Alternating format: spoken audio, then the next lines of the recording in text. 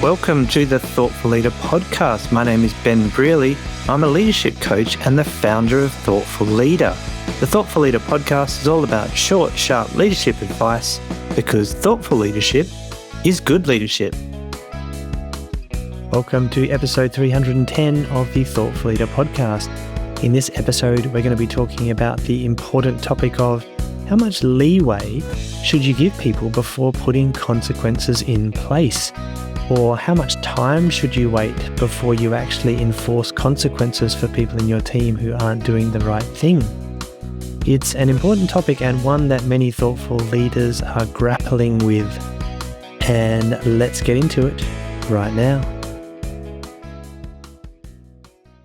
Okay, so this question is one that I get quite a lot and people struggle with it. When people aren't performing in your team, maybe the quality of the work's not good or people aren't delivering the right outcome, whatever it might be, how long do you wait before you actually put formal consequences in place where something bad happens if performance doesn't improve? Because ultimately, as a leader, even a thoughtful leader, you are there to get some sort of result from your team or with your team. It's nice to be people-focused and nice to everyone, but you need a result at the end of the day. And so if your team are not doing the work properly or you're not getting the results you need, there's got to be some sort of consequences at the end of the day. So interestingly, if you're grappling with this issue, it's because there's no one perfect answer to this. There's no silver bullet solution, or you should wait 2 weeks. That's not the answer here. The answer is it's a bit of a gut feeling and it's a bit of a judgment call, but I wanted to run through the sort of process that I generally follow and my thinking when it comes to this sort of challenge, because there's no one-size-fits-all solution here. And by the way, before we get into it, if you're interested in support for these types of topics, you can get in touch with me for leadership coaching as well. And I have a couple of spots available starting roughly February-ish in 2026. So that can be a good time to get started. With my coaching, it starts off with literally a conversation where we speak for half an hour about what you need and why coaching might help you and if it might help you. There's no hard sell involved in these conversations. It's really just understanding what your situation is and whether coaching might be able to help. And then you can find out more about how my coaching works as well. So if you're interested in that, please get in touch. You can see the link to my leadership coaching page on the show notes page for this episode, which is thoughtfulleader.com/podcast/310. And on that leadership coaching page, there's a bunch of information, including pricing about my coaching as well. I'm quite transparent about pricing. I'm not going to pretend that I'm going to give you free coaching. And basically, you can have a look at all those, look at the different packages available, and you can book in that free conversation to, have a chat, see if coaching might be a good thing for you, and we can go from there. So if you're interested, please get in touch.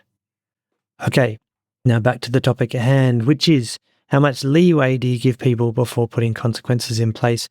I want to go through the sort of process of my thinking when it comes to these situations.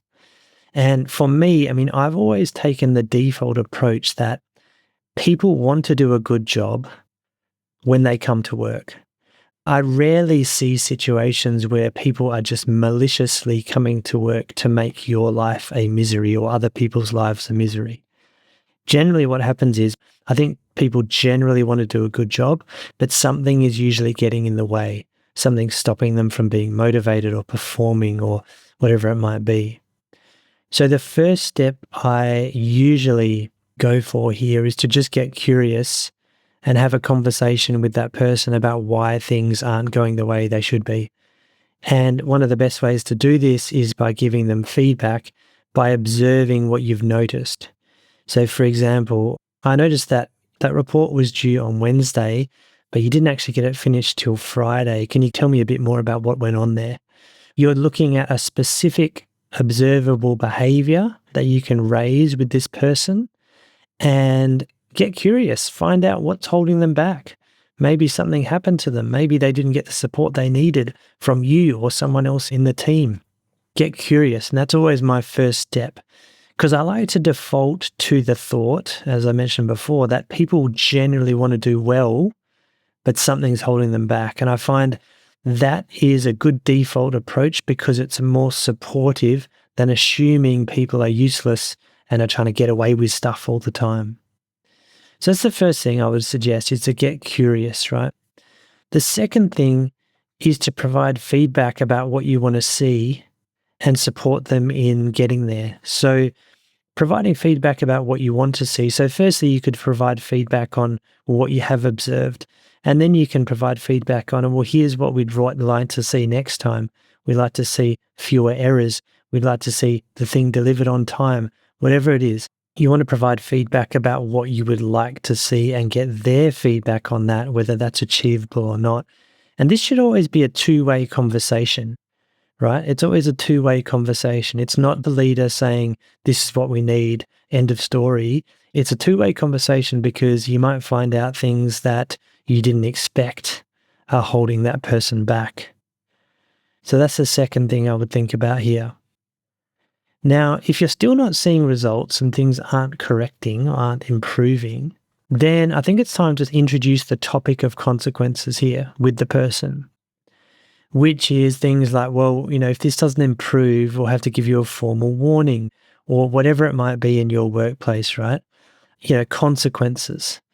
Consequences mean, you're withholding something that that person wants, or you are giving them something they don't want, like putting them on a performance improvement plan or something like that. Now, the challenge with this step is sometimes people can't find any consequences because they're in a situation where they're not getting support from the people around them to performance manage the person, or maybe, exit them from the company or anything like that. Therefore, they can't follow through. So the first thing I would recommend here is to find consequences. You have to come up with some sort of consequences. So for example, one consequence might be, well, greater oversight. So if I don't see an improvement in this area, I'm going to need to monitor your work more closely.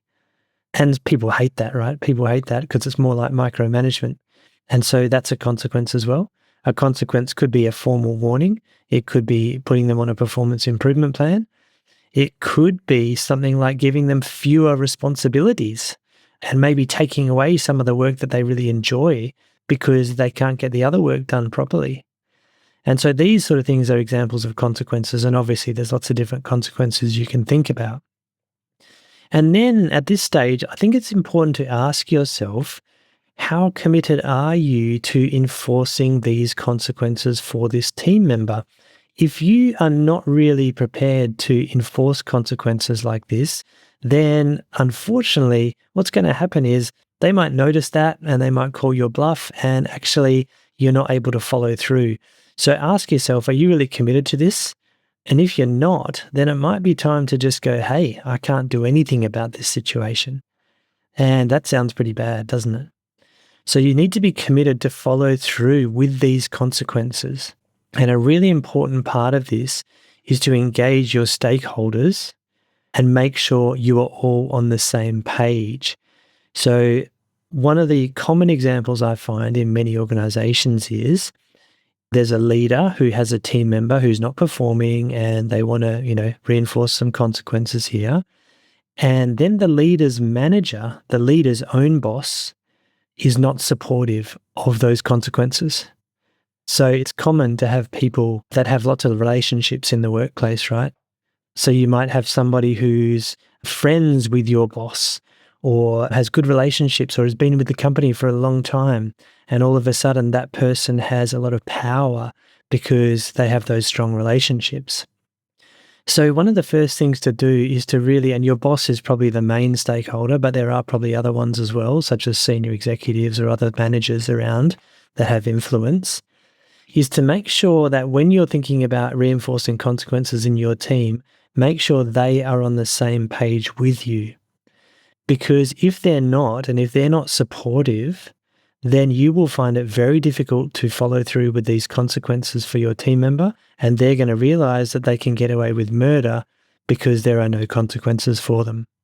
So sometimes I've worked with leaders whose managers are not supportive because they don't want to make noise within the organization.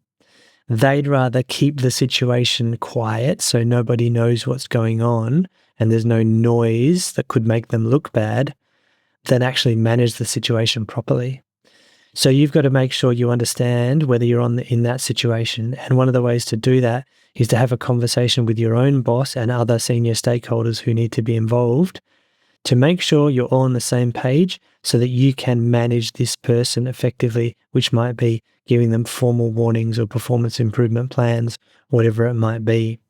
And this includes the human resource representatives in your organization as well, HR, your HR team, who are going to have to support you in that process as well.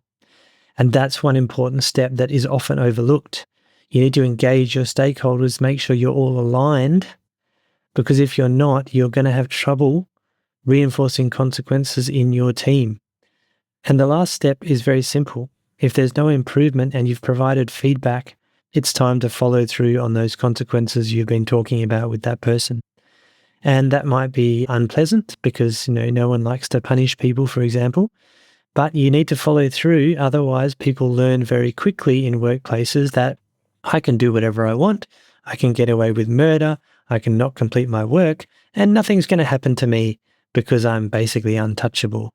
And that gives you a situation where you'll struggle to hold people accountable and your other team members may actually see that and lose motivation as well because they think, well, if that person's getting away with murder, what's the point, right?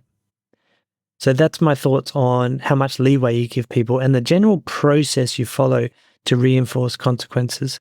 It's never going to be easy. It will require commitment, but ultimately, without some sort of consequences, people who aren't performing are not going to bother to change their behavior. So it's an important process to follow, and hopefully it's given you something to think about if you're in this situation or may experience this situation, this year in 2026. But I'd love to get your thoughts on this one. dogfleeter.com/podcast/310 is the show notes page. Put a comment on there. Let me know what you think. And as I mentioned before, I often support leaders through coaching with situations like this. So once again, that link to my leadership coaching page is on the show notes page as well. So please get in touch if you think that could be helpful for you this year to give you a great 2026 as well. All right. Thank you very much for listening to this episode.